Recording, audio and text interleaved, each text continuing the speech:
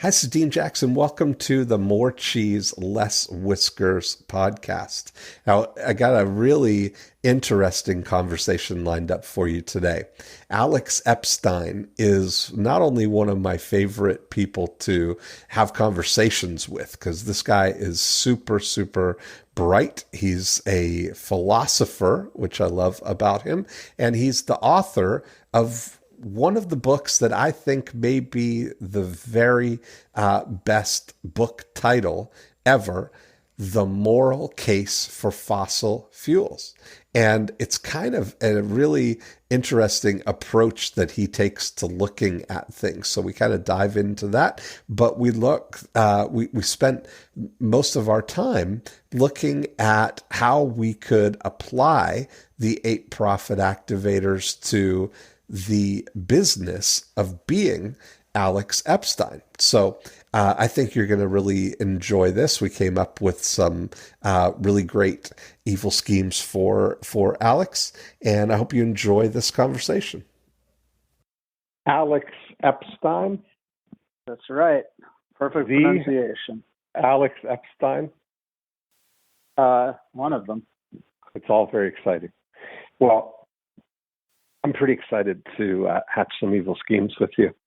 So the way this podcast works is we're live and going right now. And we got a whole hour to focus 100% on hatching some evil schemes for you. So you're familiar with the 8-profit activators. You're familiar with how all of that kind of fits.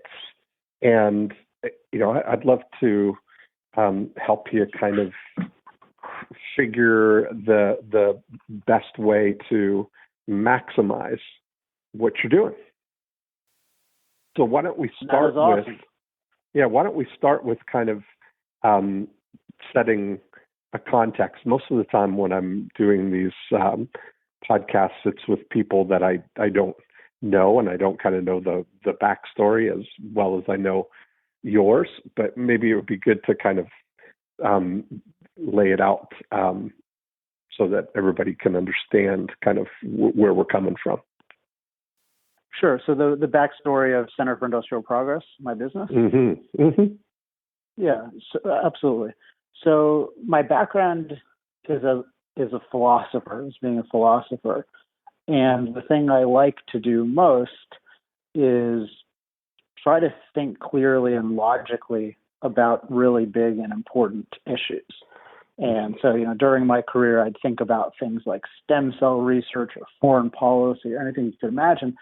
And then about 10 years ago, I became obsessed with the field of energy. And energy is the industry that powers every other industry. So if we think well about energy, it has amazingly positive consequences. And if we think badly, it has amazingly negative consequences.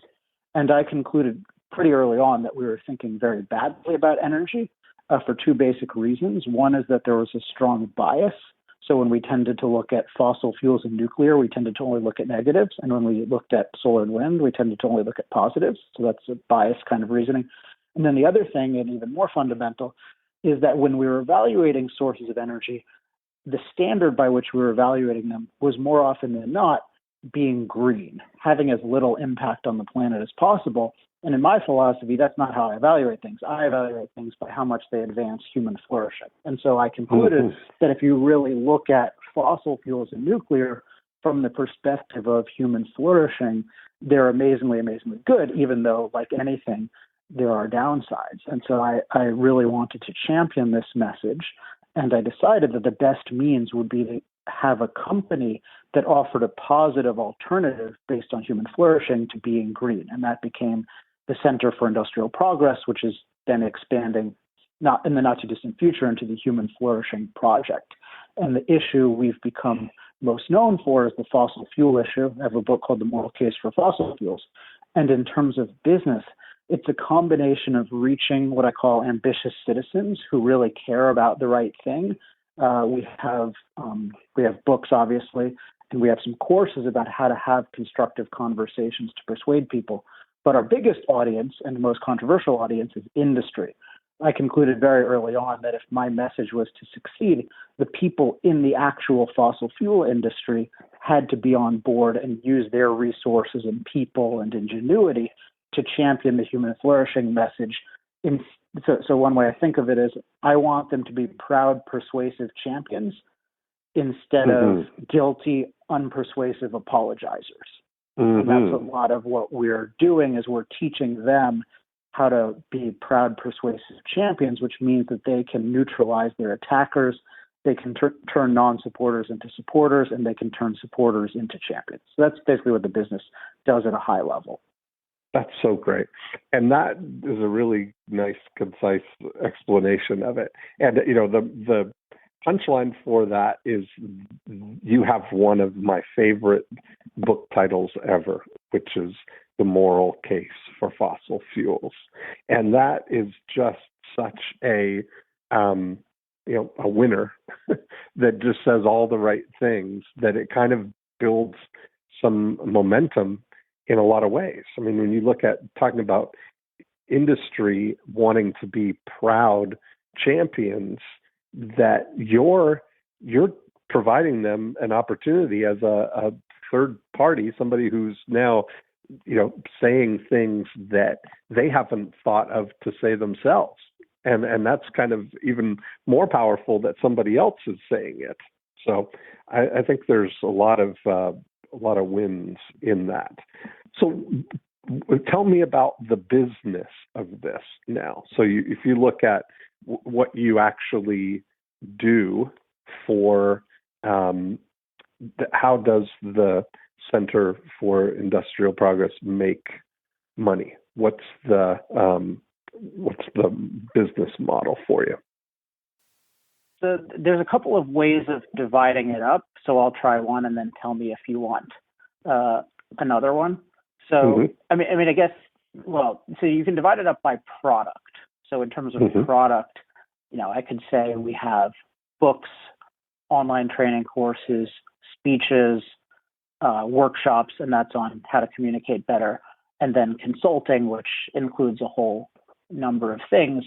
From another perspective, if you think of it by department or function, we help with overall communication strategy.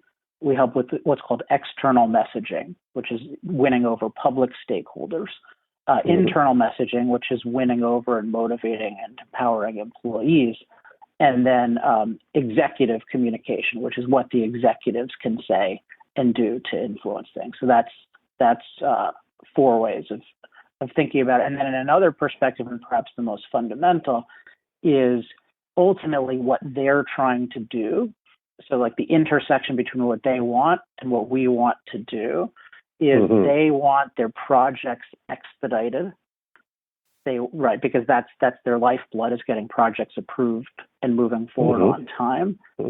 They want improved policy outcomes. So they want to avoid things like fracking bans and restrictions on CO2 emissions. And so that's another very big issue. And then they want motivated employees.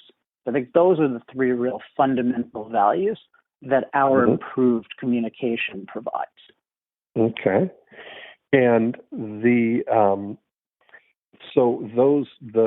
results that you're able to create for people is you can help with the messaging to garner rather than opposition support for their initiatives, right? Their projects, helping with stemming the policies. And then their employees, that's all the internal things of making people feel good about that they're on the right team. It's interesting because when we were talking on your podcast last week, one of the things that you said, and I hadn't thought about it like that, was the dilemma that employees of energy companies are often faced with, in that the public opinion of what they're doing is not always looked on favorably. Can you say a little bit about that? Yeah, when I speak to employees about either how my book has affected them or what else they they want, the thing that invariably comes up is they want help talking to various peers, friends, family, ministers, whomever, about what they do. And I think that's a reflection of the fact that they live in a culture where, in my view, everyone gets at least 200 hours of indoctrination in the moral case against fossil fuels, and nobody gets an education about the moral case for fossil fuels. So there's not even really a debate about the morality of fossil fuels. There's just different degrees of immorality. And if that's your career, that perception can affect you and make you guilty, or at least make you not proud. So that's one level of it. But what I've realized recently is another level is the reinforcement or amplification of that by peers. And in particular,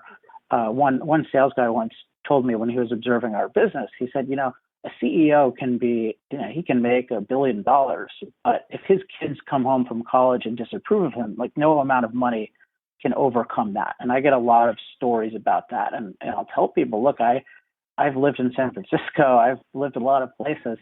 There are ways of communicating with people where you can really win them over. And I'm proof of that. And they find that compelling. Yeah, I hadn't thought about that. Like not only is your dad in the 1%, but he's in the most unfavorable 1% of the 1%. In a lot of ways, that's got to be weighing on somebody. So I see all the needs for that.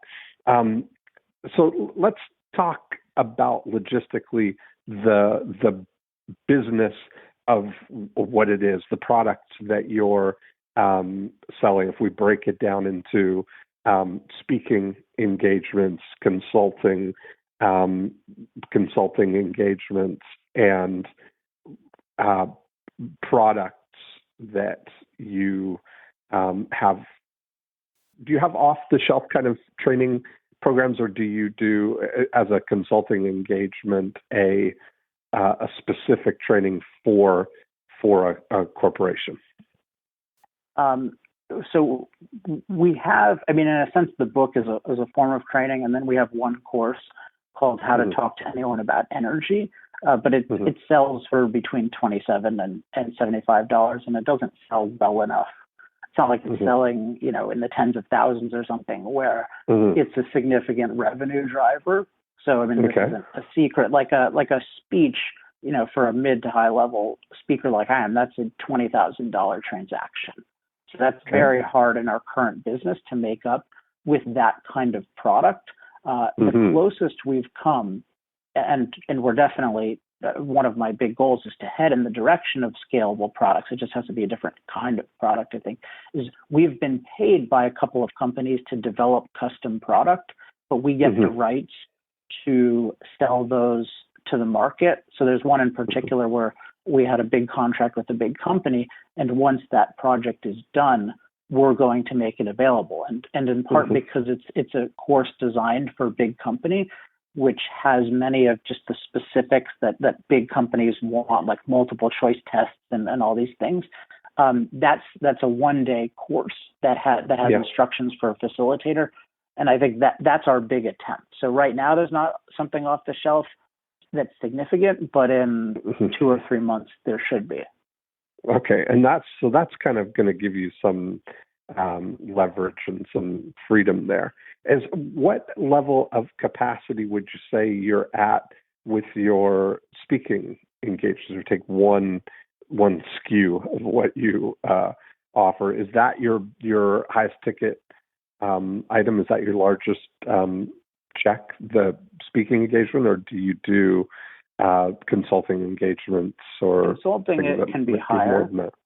So the minimum on just the way I bill is basically I use the speaking engagement as a baseline, and I'll just do up to a day of work for that amount, or I'll do it for half that amount if I'm doing it from home.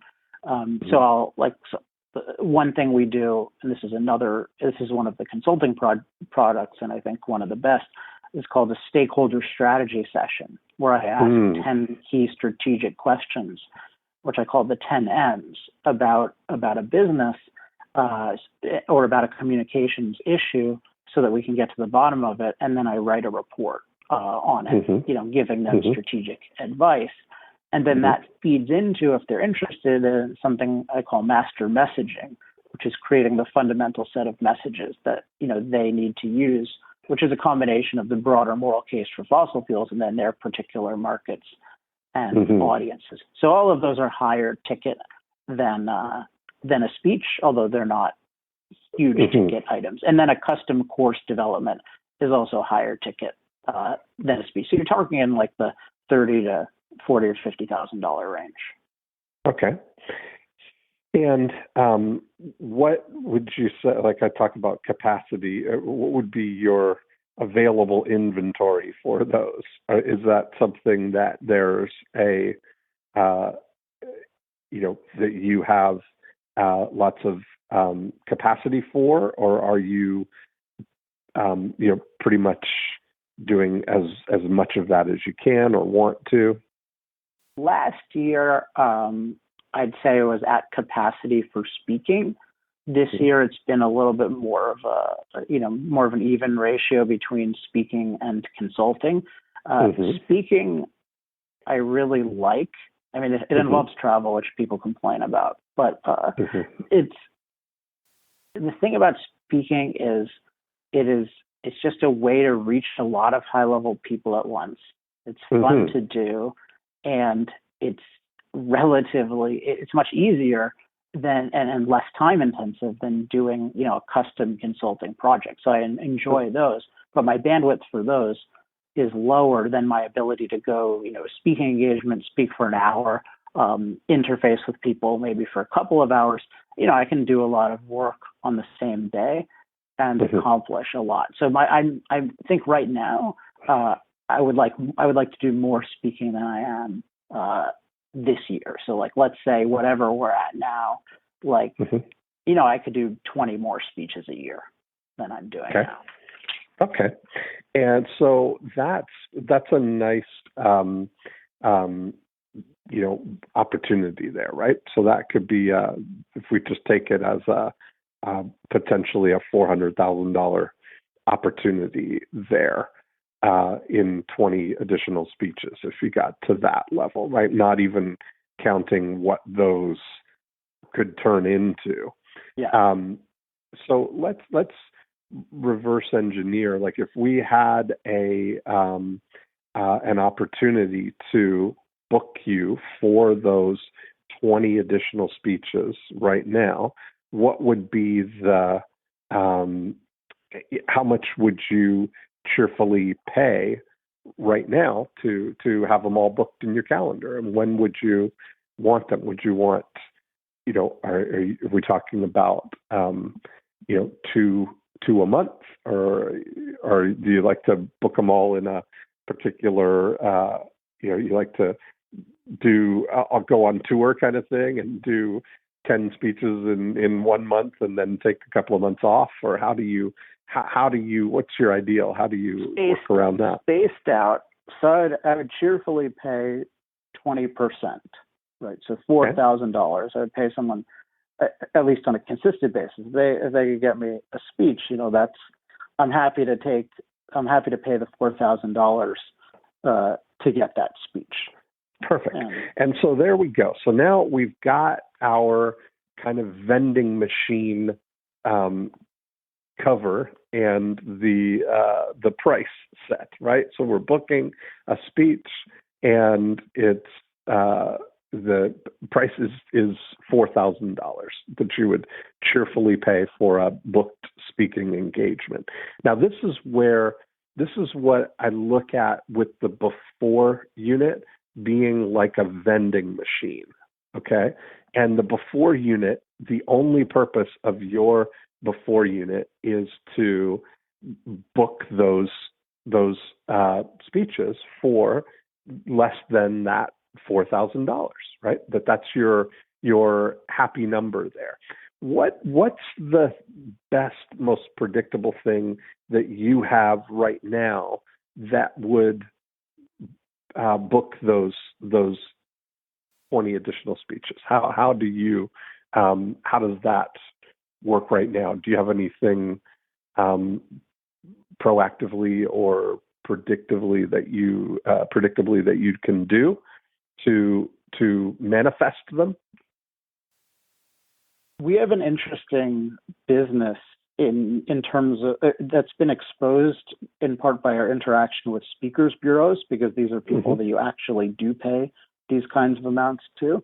And I've heard that we're unusual because something like 85 or 90% of our speaking engagements come from people coming to us, either just out of the blue or people that we have relationships with, or, and this goes to the thing that I think we control most directly, we have handout forms at every speech, and one of the options is check if you're interested in a speech, and that will often bear fruit on some timetable. Sometimes it'll be one, sometimes it'll be two, sometimes it'll be three, depending on the conference. But that's the thing that's most predictable right now. There are other things that I can speculate on in terms of when I'm in the media more, it motivates people.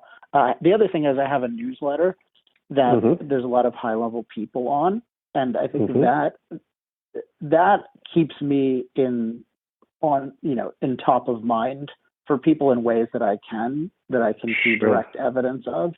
Yeah. So I think those are kind of the two things that I control versus, like, currently if you go to our website and sign up for our list, there's nothing that is going to ascend you to a speech, although that's we're working on.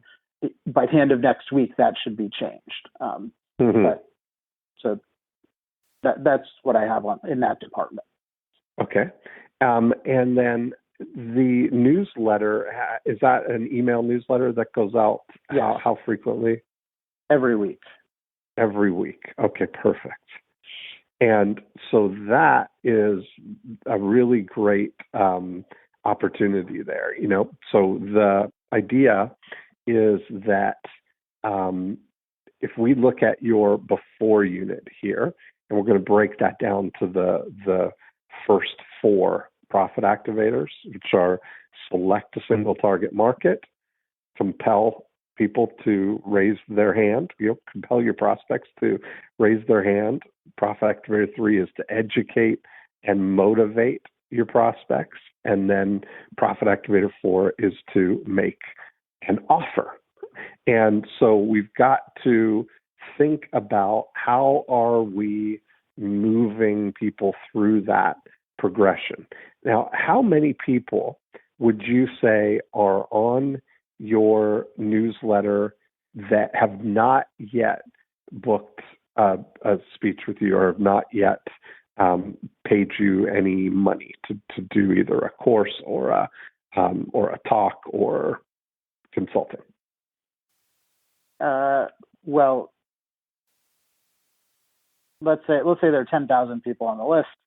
9,500 haven't paid anything for anything. Although it's a mixture of people in industry and the public. Yeah. The list. Well, and that's interesting too. Those are valuable distinctions to make too, right? Like because we haven't talked yet about your after unit, about all the people who have paid you money for consulting or speaking or courses or bulk book buys or whatever those things are. People who've paid you money, which would be in your after unit. We're just focused on the 9,500 that are moving through that progression there. So let's look through this idea here and kind of work backwards. If we've got those, we've got 9,500 people that you're mailing to every week. How many of those do you think would be industry? That you said some are the public or some are say 3,500. Okay, and so that's great. And can you distinguish between those? You mean like level? Yeah, have they opted in? How did they end up getting on this list here? And not so much by levels, but whether it's by interest or entry point or how they raised their hand initially. Usually by being at a speech of mine and filling out a card that says they want more information. I gotcha. Okay. That's the number one way that people have joined into this. Okay. Yes. Now, when you send out this newsletter here, what's the focus of it, and how does it? What's it look like packaging wise and stuff? Are you online right now? Could you maybe send me one while we're? Sure. It'll take me a second, but I'll do it as I talk. Yeah, just forward me one. So it's interesting that we had I had a guy on the podcast a couple of months ago, and we got to talk about this idea of making offers, and we ended up sending an email to his list while we were actually on the podcast. It was pretty fascinating. It's compelling podcasting right there. Yeah. Fast action. Yes. I just sent it to you. So the one I'm sending you is titled the Free Stakeholder Strategy Tool I Encourage Everyone to Try. This would fall into one of the two categories I think our newsletter usually covers. So one is communication strategy for industry. So talking about those different buckets I mentioned, like how to motivate employees and how to deal with external people. And then the other one is, in one way or another, showcasing or sharing my own advocacy. So if I'm in it, like I challenged Bill Nye to a debate recently. Or I saw that, people don't know, but I'm going to be debating the CEO of the Leonardo DiCaprio Foundation at one of the biggest tech conferences in 6 weeks from now. So like those kinds of things. Yeah, so it's a combination of like, here's what I'm doing, here's what you should do. I love it. Okay, so here I've got your, so this is the way it went out to people. This is exactly the way it went out to people. Yeah, the Free Stakeholder Strategy Tool I encourage everyone to try. Okay, and it's got the, to get the tool immediately. Then, so it's all kind of a very just text-based kind of conversational newsletter. Is this typical of exactly what they look like? Then my visit to Midland last week, I got the opportunity. This is very typical of what it looks like. And then there's at the end there's this hearts and minds, which are testimonials on how what we've done has changed people's thinking. Okay, and then be more persuasive as part of this broader effort to take what he teaches in person and make it available to everyone online. Alex has created a free, super fast guide. So is this all, where does it, is this written in your voice or is it written about you? Right. That's because I noticed at the bottom. The things at the top are written as me, and then we get to like the hearts and minds that's written as someone else from the company. It used to be, the demarcation used to be clearer, but I can see it's not now. Right. No, I just wondered about that. Be more persuasive as part of his broader effort to take what he teaches in person, make it available to everyone online. Alex has created a free, super fast guide to becoming twice as influential. You can get the guide here. Learn how to double your positive influence in 2 minutes or less. Okay, so that was, because that's written in as you're the third person there as well. So here's those kind of sections are there in every issue. A little bit of a main kind of thing. Then here's what's going on, hearts and minds, and then this be more persuasive. Is that, do you replace different things in there, or is that always in? There's something like that. I'm not sure if it's the same text every time. I suspect that it is. Okay. So I think that one thing that would make a difference for you here is to have what I call a super signature at the bottom of every one of these emails.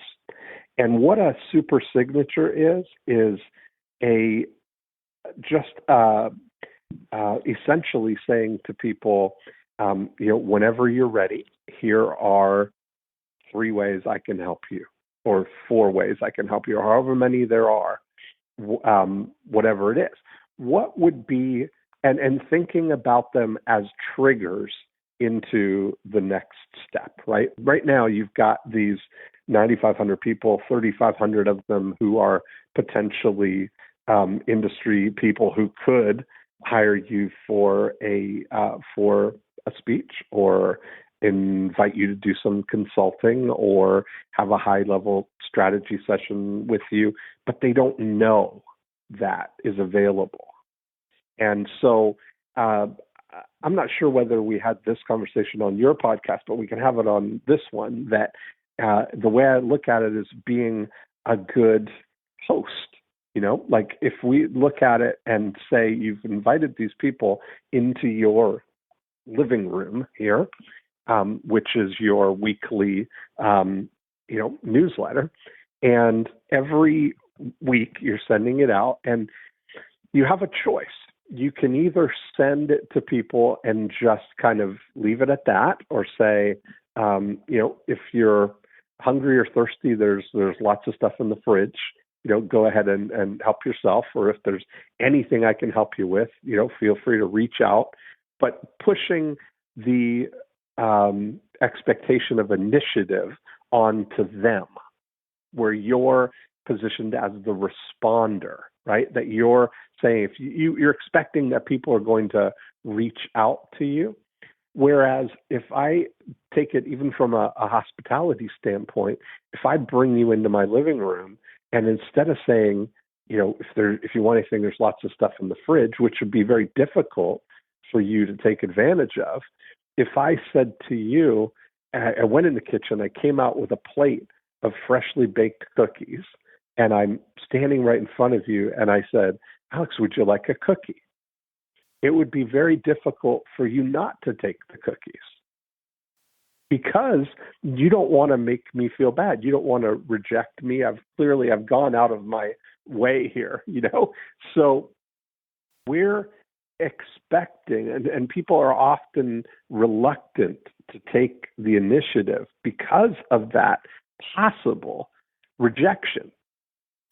And so we are more reluctant to stand back, take a passive approach, and say, if there's anything I can help you with, please feel free to reach out, right? But nobody likes to do that. Nobody likes to take the initiative, because it's been kind of discouraged out of us, that we're taught as kids growing up that you don't want to impose on anybody, right? We don't want to, you don't want to take advantage of anybody, or you don't want to be rejected, certainly. So if I said, if I sat you in the living room and said, hey, if there's anything you want, just let me know, you would never in a million years say, would you bake me some cookies? Yet that's what we're expecting our prospects to do. Right? We're expecting our prospects to take the initiative and request something so that we can jump into action. Because in a business standpoint, we'd be more than happy to bake somebody some cookies. And so that's kind of the thing, that when we start taking that sort of, whether, and it doesn't matter whether it's B2B or B2C, it's always human to human, right? Our brains are the same. It's psychologically wired into us that we don't want people to go out of their way.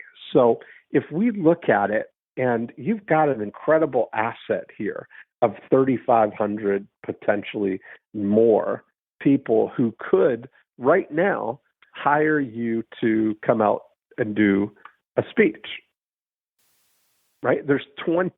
Would you guess that there are at least 20 or more opportunities that somebody within that 3,500 is going to hire somebody to come and speak at something over the next 12 months.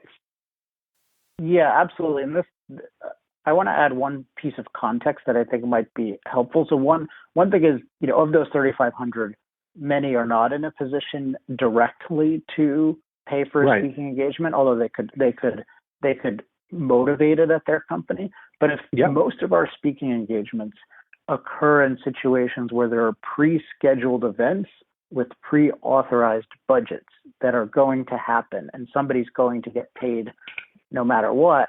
And I think it's a testament that because my content is very, very good, sometimes people create custom events and budget the money. But those, I always think of it as if I had perfect knowledge of all the scheduled speeches and budgets, my life would be just super, super easy. Because you just go to those people and get in touch with them and they're like, hey, what are you looking for? I think we could get you this amazing result with this speech. So those opportunities are hidden in different ways, although in some ways they're predictable. Like everyone has board meetings and certain companies do high-level speeches, and it's really interesting. Yeah. And you imagine that somebody, if you just look at the mechanics of how that happens, somewhere there's a board meeting about the event this year. And one of the things on the agenda is, well, we're going to need speakers. And somebody is going to be tasked with round up some speaker options for us. Get some quotes, whatever, that's how that's going to start, right? Like we're considering having this speaker. Do people, when they're booking you, is there a preliminary step to it where there's an inquiry of how much do you charge for speeches? And then they go and present that information and then they come back and say, okay. Or are they saying, get me Alex Epstein?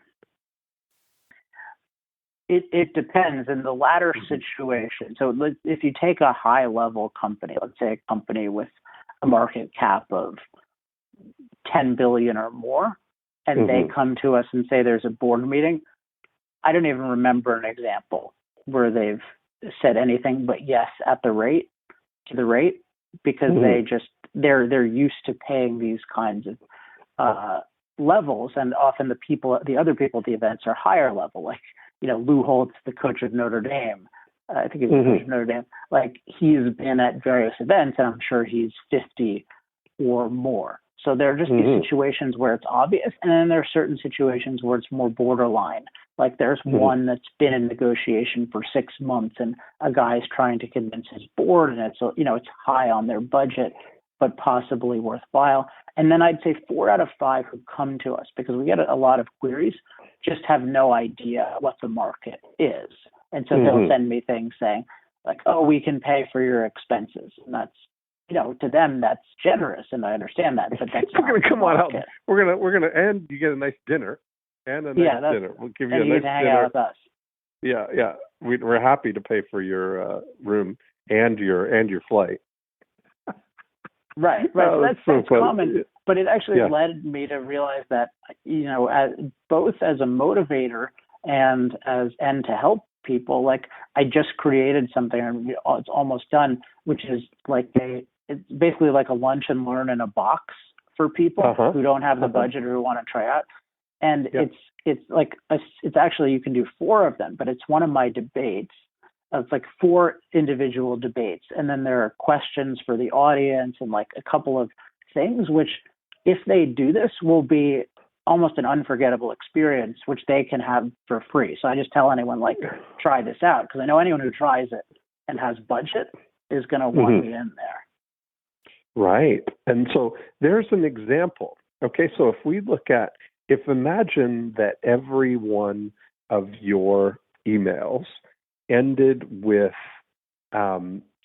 whenever you're ready, here are, let's say at least 3 ways. Let's see if we can, let's brainstorm some 3 ways that you could help somebody right now, right? So if you look at it, that what would be a a trigger that would get somebody to raise their hand, So if you're saying, like, if they don't even know or think that they are about bringing you out to speak, we were overt about it and said, have me come and speak at your event. That would be one way, right? If you're saying, would you like me to come and speak at your event? Somebody might say, oh, that might be interesting. That would be great. So we'll wordsmith it. But if we get that out, having an overt ask or an overt offer on in every weekly email that goes out, then that could be that would certainly be a good thing, and if you can use intelligent links so that when somebody clicks on that link about having you come and speak, that they're flagged as somebody who was interested in finding out what that would entail, right? They've clicked on a link for it. All we're trying to do is we're moving the people from this Profit Activator 3 into your during unit, right? And the gateway to that is Profit Activator 4, which is the offers, how we're going to engage with people who could potentially be interested in the different services that you offer, right? So it could be as simple as, I always laugh because there was, an old saying about sometimes the best way to sell a horse is to have a sign that says horse for sale. And, right, it's the simplest thing, right? Is that if you're saying, if the simplest thing of that is invite me to speak at your event or hire me to speak at your event, that is the equivalent of a horse for sale, right? And if that's on there, if you think about the number of impressions, if you're sending out 10,000 a week of those, that it's, there's 500,000 impressions of that out there. And now if it's just there, that could be a great impact, Yeah, even just when you said it's just so direct to what they might be thinking about, and if they're thinking about that, it matches exactly. Even versus saying like speaking, like the word speaking with a link, it's a little less direct because it raises the question. Oh, assuming it's worded effectively. Oh, is there an upcoming event? Like, and it might even be more specific, like board meeting or town hall or the different subcategories. And they think, oh, we do have a town hall. Mm-hmm. And those are the things where now if you think about what would be another, and I think that you're right about the words that you choose, like invite me to speak at your event is different than hire me to speak at your event, right? Because invite me would maybe get you more of those inquiries from people who are saying, oh yeah, we'd be happy to pay for your flight and hotel for us, right? Pay your expenses or whatever, versus hire me to speak is qualifying to people who are expecting to pay you money to come and speak, So could be a little different thing, how you wordsmith it that way, Mm-hmm. So that I think is one. But what else could, if you could just kind of imagine what other things would be going on that you could that these people might be thinking about entering into a relationship with you for. Tell me about the consulting stuff. Like, what would be a good lead in to consulting? So the types of consulting we've done historically would fall into the buckets of stakeholder strategy, master messaging, and then employee empowerment. Mm-hmm. Those would be like, and the employee empowerment would be a custom training course. So it would be, I mean, I just really quickly run off what each of them would be. Be just something like the stakeholder strategy would be like, well, I don't know the words, but basically I can help, help create a strategy, a stakeholder strategy that neutralizes attackers, turns on supporters into supporters, turns supporters into champions. I don't know exactly how to position that. And then there's, master messaging, which would be essentially the same kind of pitch, but like, create, improve your messaging, or what the stakeholder strategy is doing is, it's right now they have hope-based stakeholder strategies versus results-oriented ones. And so they don't have metrics, and they're not using things that are actually proven to work. And so they just end up wasting literally millions of dollars on no clear purpose and not knowing the means. And so with our strategy, like 99% of existing strategies would not exist if they were run through our framework, because they would just be disqualified. That's interesting. Yeah. Is that something that you would, that you could have a scorecard for, or some way that somebody could do a self-assessment on this to identify the need? Yeah, definitely. Yeah, because even in the email I sent you, there's a link, which is just right now, to a Word doc that gives the framework that we use, or gives the is that to get the tool immediately? Is that the one that you're? Yeah. So that has the 10 questions, but you could have a scorecard which really exposed to people, like for instance, one of them could be metrics.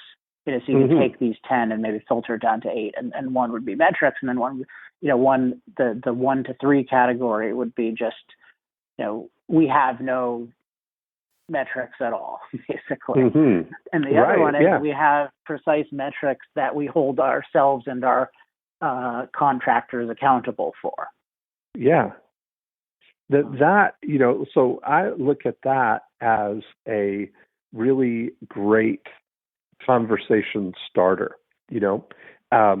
Like I've switched our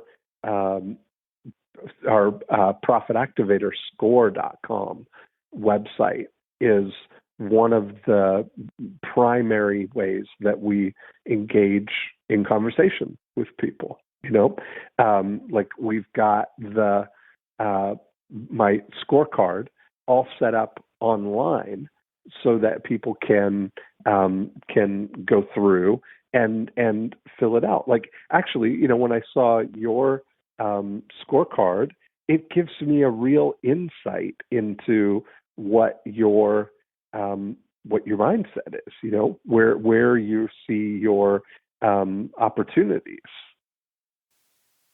Yeah, and when I fill it out, it just feels like, oh wow, I need a lot of help.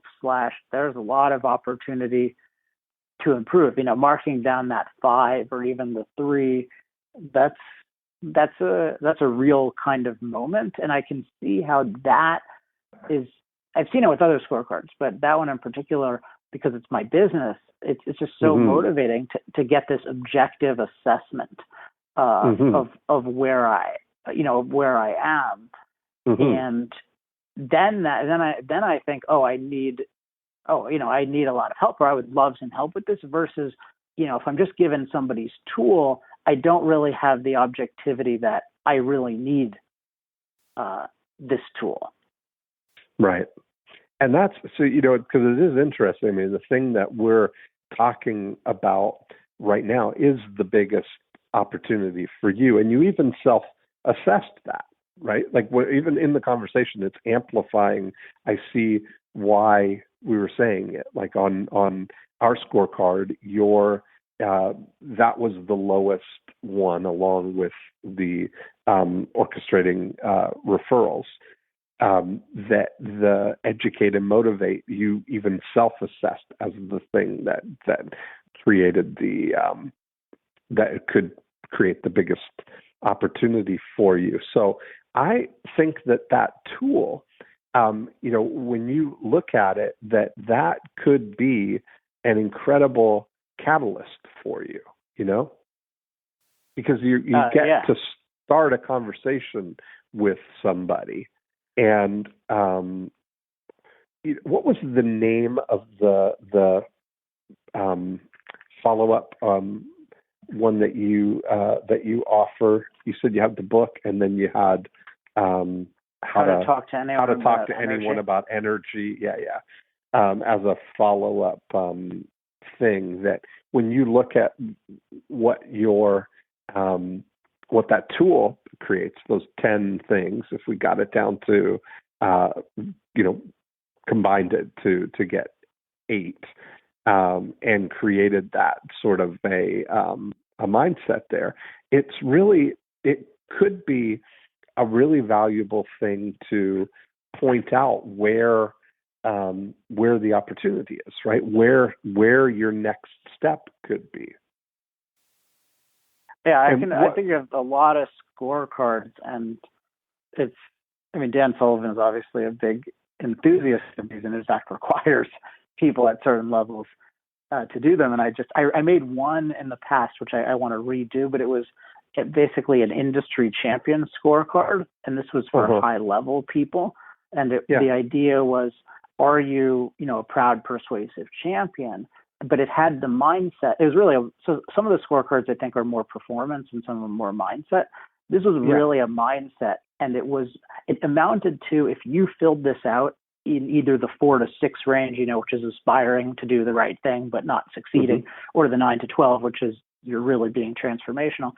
Like if somebody's in those ranges, I know I've identified them as a good customer, and they've identified them as a good customer, and they feel so understood because I've targeted exactly what they want. I agree. Yeah. And that, I think that if you're presenting every time you send out an email, an opportunity to click on a link that says, hire me to speak at your event, and expand on it with its, if it's whatever types of events or whatever there are, that they can click that link to get more information about that, and then take your, whatever you call it, scorecard.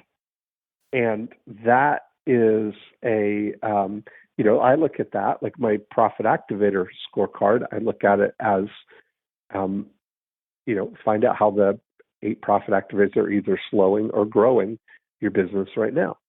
And it's kind of that promise of an awareness, so that might be I can assure you that when you send that out, that you will get people who respond. Like I send out, I'm doing about 3 emails a week now to our list, or maybe more. But every time, at least the 3 times that we send out, the emails all have the super signature of, whenever you're ready, here are 4 ways I can help you. And I have the Profit Activator scorecard. I have the way for people to be a guest on More Cheese, Less Whiskers. I've got a mention of email mastery, that I can help people with their email strategies, or work with me one-on-one. And so by presenting those things to people, they always have an option. They always have a way to start a conversation. And every single week, every time an email goes out, people respond for every one of those things, you know? So do people do you do the super signature on your regular emails? Not on my like personal email to you, on every email that I send to a group of people, every broadcast email. But what about so sometimes let's say I'm emailing a CEO that I know. Yes. Would I use it there? You could, absolutely. Yeah, you could. And you could, because it would be like a modified corporate signature. They're used to that, right? Like everybody has a signature kind of thing. So you could definitely do that. Got it. Yeah, in every email like that, for sure. What would be another? I'd love to get three. So what would be another? Like I think that hire me to speak at your event, fill out your whatever you're going to call it scorecard, and what would be another? What would be another thing that you could kind of invite people to do, which would be another cookie sort of thing? Well, the thing that isn't directly in either of those two categories, but is the most desired thing, is how to have constructive conversations or how to persuade people one-on-one.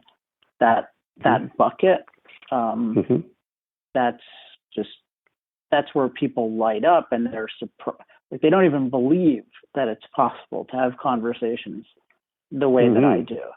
Because I have it to a formula now that I think works in every field, and I don't think it exists anywhere in the world, where there's just a way of setting up a conversation and like 5 steps to it, and it's really the common denominator and what happens in every really good conversation. And there's specific sentences to use, and it's pretty crazy how well it works.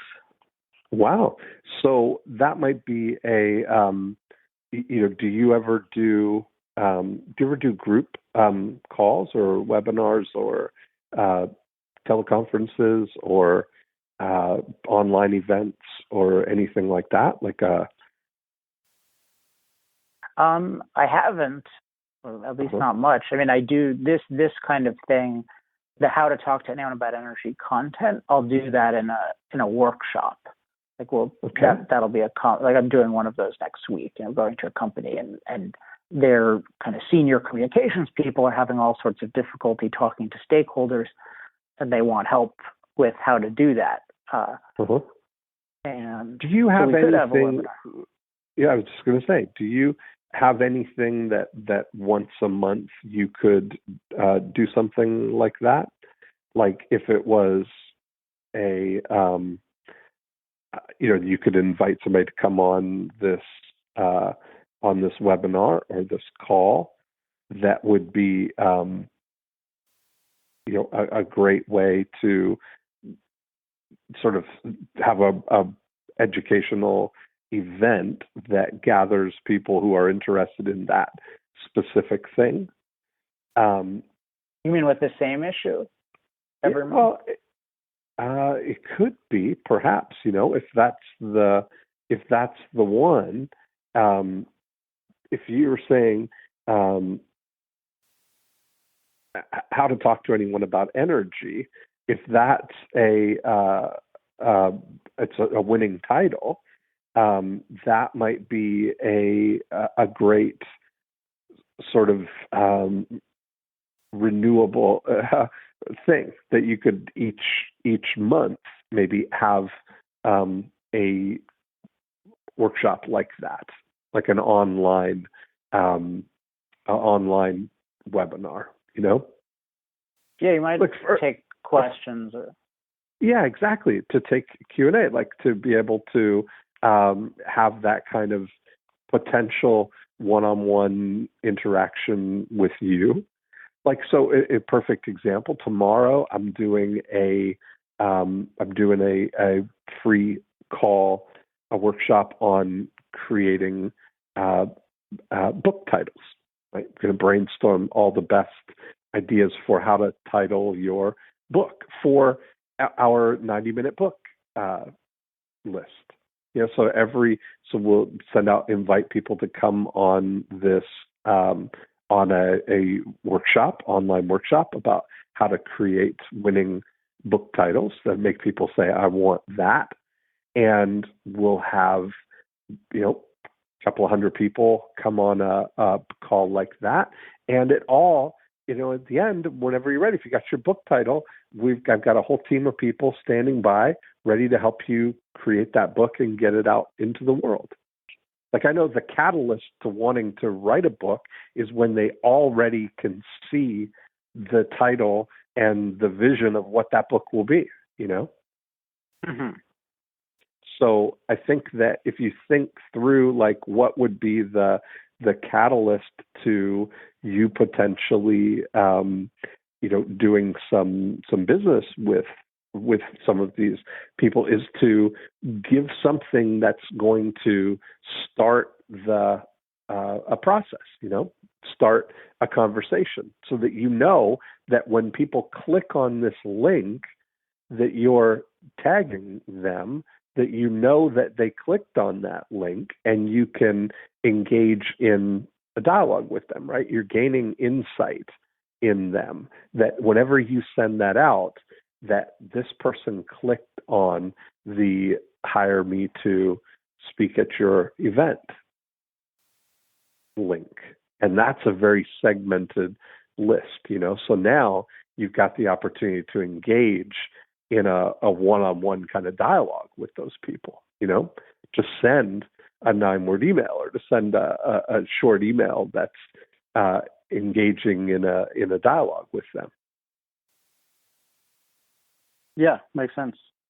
Mm-hmm. So I think that I would look at those 3 catalysts as that little square footage on the bottom of every single email that you send will be an amazing profit center for you, Yeah, if that's the case, that's really a simple way of doing it. Well, it is very simple. I mean, right now, there's no, when you look at it, it's like putting out the plate of cookies and putting out the punch and putting out the fruitcake, laying it out on the table for people, that somebody's going to come up and take it, right? If you imagine that your weekly email is your gathering of all of these people, they'll walk through, and if you're not offering them, if you've got the cookies and you've got the punch and you've got the fruitcake, but you're keeping it in the closet and happy to give it to anybody who asks for it, odds of them having that thought and initiating that conversation and saying, hey, you got any fruitcake? It's not going to come up. But if you put it out and make it available to people and they see it, then they're much more likely to take it, And they'll be appreciative that you anticipated that they might be hungry or thirsty, Yep. So I'd love to wordsmith those with you, like I'll let you, think that through, but essentially it would be whenever you're ready, here's 3 ways I can help you. And maybe you start with the scorecard, and you say, and then you offer, join us for a how to talk to anyone about energy workshop on Thursday, March 29th or whatever, and then hire me to speak at your next function or whatever it is.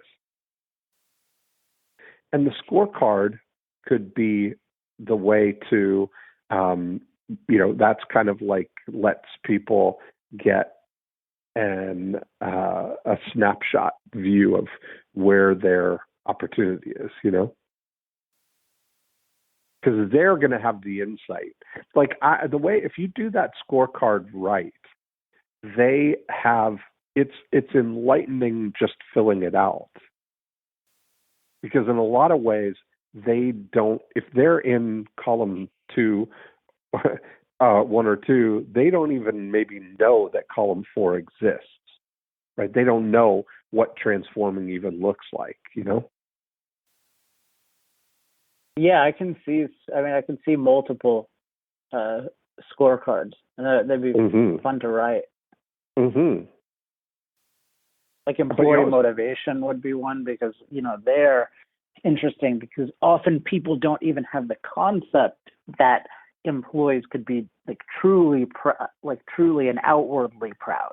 They're sharing it with their friends and family, and they feel confident in conversation. Like people will say, occasionally people get defensive and say, "Oh yeah, my employees are proud," but it's like, well, when anyone says anything negative, they become really meek. That they don't really have they're so immersed in the negative status quo that they just don't know the possibility of what could be. Yeah. I agree. And so imagine if they self-assess and say, look, we're really, when you see their scorecard, you see that they're struggling or they're failing at this particular mindset. But they're aspiring to really move the needle on that one. I think that's the brilliance of the self-assessing scorecard. That the real thing is setting their aspiration. If they're a 4 and they want to be a 12, that's they've indicated a need, a basis for a conversation. It's the gaps. It's their aspiration that starts the conversation.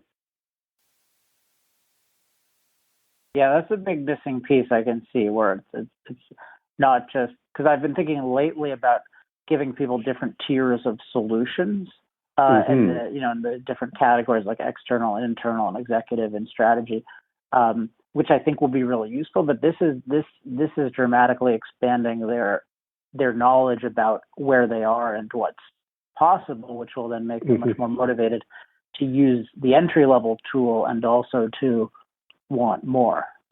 Yes. It's amazing how that can happen, And I would say, like, the thing about your working backwards from the asset that you have, which is the 10,000 people that you've already built the list for, that's an asset right now. And, so rather than, that's why we didn't really focus any amount of time on how to find new people. You've already got it queued up. Those 20 speeches that you're looking for are in that group right now. They're there. It's just we need to bring it out, Well, there's also, you alluded to this, but there's also the after of the people who have hired me in the past. One thing I realized when we're talking is they don't know the range of things that I offer. So I think often they think of it as, oh, we had Alex speak, like that's it. But they don't know maybe that I have a new speech on messaging in 2017, the 5 things every company needs, the 5 trends every company needs to know about. Like they don't know about, they don't. So there's a whole interesting thing there. So in both cases, it seems like they simply don't know that I have this plate of cookies for them. Exactly. And when you're doing it and presenting it as information neutrally, right? Charged neutrally, not trying to convince them to do anything. It's so much more powerful that way, It's like when you've got the solution for somebody and you know that they will benefit from this, your moral responsibility is really to let them know that you've got that. It's not up to you to kind of shrink back from it or to try and convince them that they should do anything. Part of that educating and motivating is that they are learning over time about you, that they're bonding with you, and that whenever they're ready, that's why the power of those words, whenever you're ready, here's what to do next. Are those that you mentioned neutral? Are those the? I'm trying to think. Are those the, like, whenever you're ready? Is that? Yeah, I think that's a neutralizer, right? I'm not, like, if you're looking at somebody and it's really about taking a one-to-one approach to this, right? It's a very conversational approach, as if you're speaking only to one person, and so when you have that context, a lot of people just don't even know what is available to them, and that you can help them. They've had an experience with you. They've been reading your newsletters every week. They've read your book. They love that, but it hasn't dawned on them that you might take a personal interest in helping them with their needs, until you present that to them. And when I say charged neutral, I mean not coming at it from trying to convince you to do anything.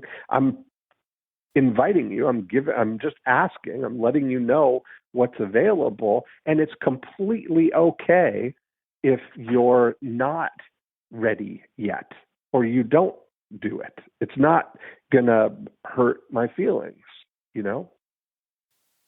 That's the approach. You're accomplishing. Yeah. You're taking a leadership role in that way too, right? That's why I say taking a leadership role in all next steps. That's what transforming is, right?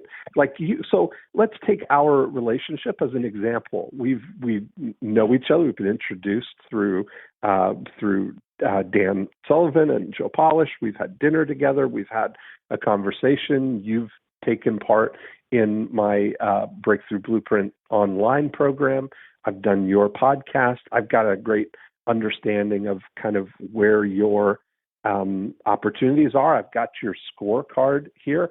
So looking at those, it's like if I'm saying to you, like I said to you on your podcast, Alex, why don't you come on my More Cheese, Less Whiskers podcast, and we can hatch some evil schemes for you. That's an invitation, right? That became a reality. A week later, here we are on the thing. Now, if I'm taking that same approach here, for me to say to you, listen, I know you've got all of this opportunity, but you may not know the ways that I can help you maximize that, right? So if I were to say to you, listen, I look at this, I have, similar to the Breakthrough Blueprint online program, I have a email mastery program, which is specifically with the things that we were talking about today, right? How to maximize the results from the email list that you've already got, how to use email to engage with those people. And I'm doing an email mastery case study program right now. Before I release email mastery as a full program, I'm working with a handful of people to work with you kind of one-on-one to create some case studies that we can include as examples of how to use the principles that I talk about in the book. And I'm starting on Thursday, the next case study group. That's something that might be interesting to you. Or if you wanted to spend 3 days going deep on all of the 8 profit activators, really laying out a blueprint for your business, where we would get an opportunity to spend a lot of one-on-one time, because it's in a small group of 10 to 12 people. That is something that I do through my Breakthrough Blueprint online. And I've got one coming up next week here in Orlando on the 27th, 28th, 29th. That, laying that out to you as a next step would be, I'm just presenting you with that information. If you didn't know it, now you know that there's at least 2 ways that could be some help. Or if you wanted to work one-on-one on implementing or strategizing like this over a period of say 90 days, we could work together over the phone on a consulting basis, where you can buy either a half day or a full day consulting card, and we can split it up 1 hour at a time over the next couple of months, or do it all at once, however you want it. And just presenting those things to you as an option. Yeah, it's effective, and it's interesting, like with the breakthrough. So the email thing, so I'll just tell you how I reacted when I heard them. Just the email thing, I think, oh, next Thursday, like I want to know that, like that, we just talked about email. So, that, if I could do that, that would be cool, because, that would be useful. And then breakthrough blueprint, I think, I want to do that at some point, but like for the next, X number of weeks, like I have X number of projects and I don't want to, you're right, exactly. And then I think, okay, but like once I get that done, then it'll be good. And would be good if, I'm reminded periodically, because it won't be top of mind unless I write it down. But then exactly right. Yeah. So I'm like one of the 85% who aren't initially ready to buy. But at a certain point, we have these conversations, I get the thing, then I'm like, okay, well, it'd be stupid not to go to this thing, whatever it is, $5,000, I don't know what it is. But it's just, we can, now it's the right time. But I have this sort of ever reinforced awareness, continually reinforced awareness over time. And at any given time, like, okay, I might want one of the cookies or I might not, but I know, but they're always available to me. And I like the tone. I think one of the breakthroughs for me this call is this I think people often don't make explicit their offers. They don't make because they don't want to be pushy. Rejected. So that their pushy, solution exactly. or rejected. Yeah. So the way that they do it, the way they try to do it is by burying their offers versus just having them just in a very open, comfortable way. Like, whenever you're ready, like, here are 3 things I could help you with. And I that I'm helping people with. But just making it very clear, like, hire me for speech, not like, oh, I do speaking sometimes, or, I mean, really, because it's a disservice, because, I really believe I've screwed over every company that I haven't convinced to have me speak.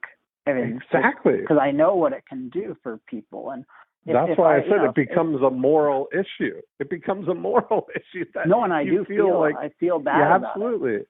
I feel exactly the same way. I feel bad that you're losing $400,000 by not getting those 20 extra speeches, Yeah, and then especially if I've had time to interact with someone and I haven't made that clear to them, or all these strategies that aren't accomplishing anything, and people are investing their time and effort, and they don't know what exists, and they don't know how to think about it. And I understand why they don't know, but if I know, and I'm in that business, then I need to give them a chance to be, like, a chance to learn about it and to do it. That's it. And I'm going to be here. That's the tone that you're saying, right? Whenever you're ready. I get it that you're busy. I get it that you're, got all kinds of things on your plate right now.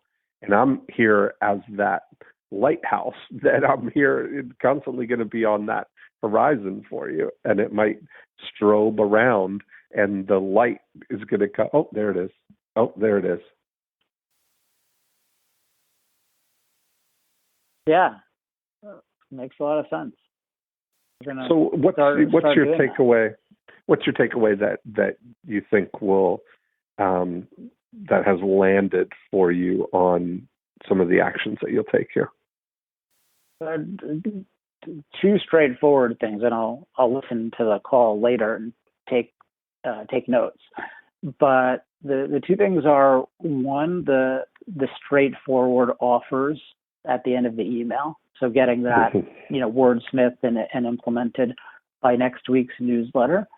And then maybe this week's, and then for the different problems that I help people solve, creating scorecards for those, so that the problem is it's just very clear, very visceral, and that, once anyone, if anyone fills one of those out and I have real evidence and logic that I know how to solve it, then the only logical question is do you want this problem solved or not?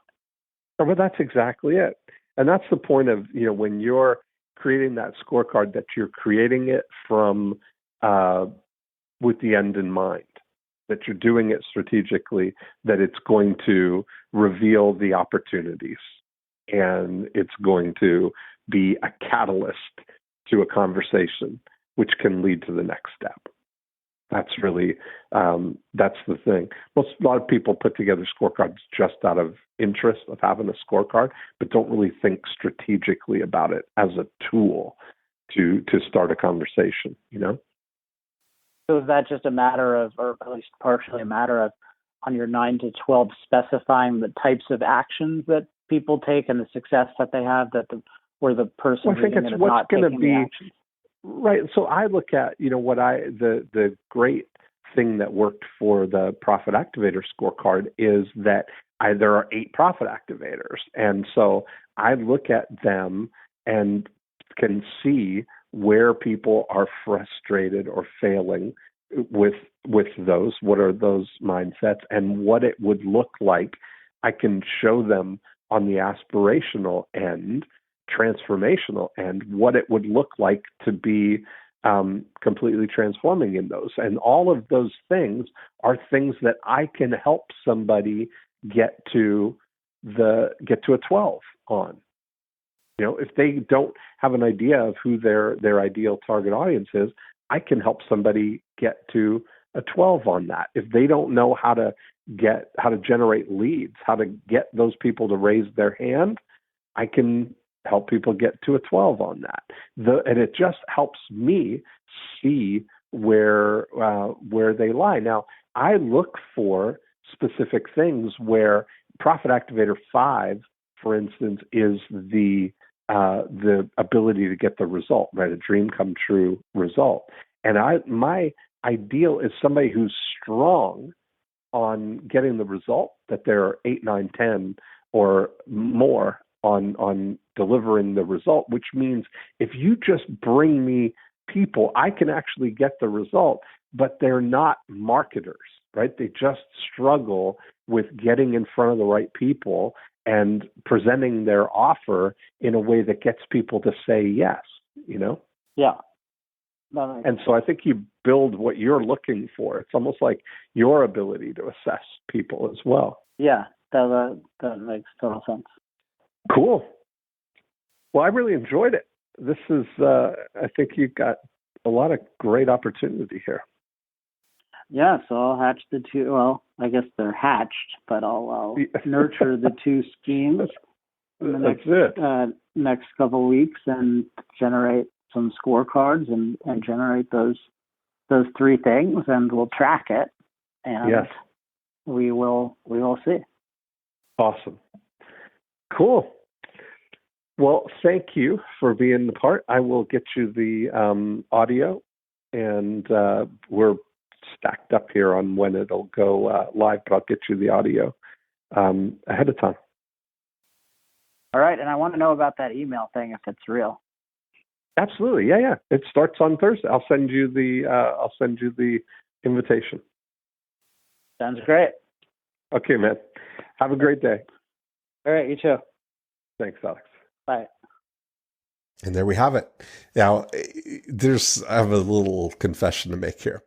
I'm recording this outro a couple of days after I had this conversation with Alex. Normally I record them right on the, right when I get off the phone with people. So it's fresh on my mind. But this time, I had to jump right into something else after we got off the recording. And so it's been a few days, but I have some interesting news to report about that, because this idea of the super signature that we came up with for Alex has been fruitful for him. I was talking with somebody on his team yesterday on our email mastery call, and he shared that they had sent out their first version of the super signature and had inquiries from people about both hiring him to speak and doing workshops. So it just goes to show you, thinking ahead, anticipating what your clients are going to want and need to take the next step, and then just offering it to them rather than expecting them to take the initiative and ask you to do it. So now, imagine he sends out that weekly email. Imagine the impact of every week for 50 weeks, sending out the regular educational and motivational email that he's sending. And in addition, adding that super signature, presenting whenever you're ready, here are the 3 ways I can help you. Imagine the impact of that over 50 times. I can tell you from my own experience, you notice that every time I send you an email, it contains a super signature of whenever you're ready, here are 4 ways I can help you hatch some evil schemes for your business. So that's always a good idea. And so we had a great conversation about that in Email Mastery.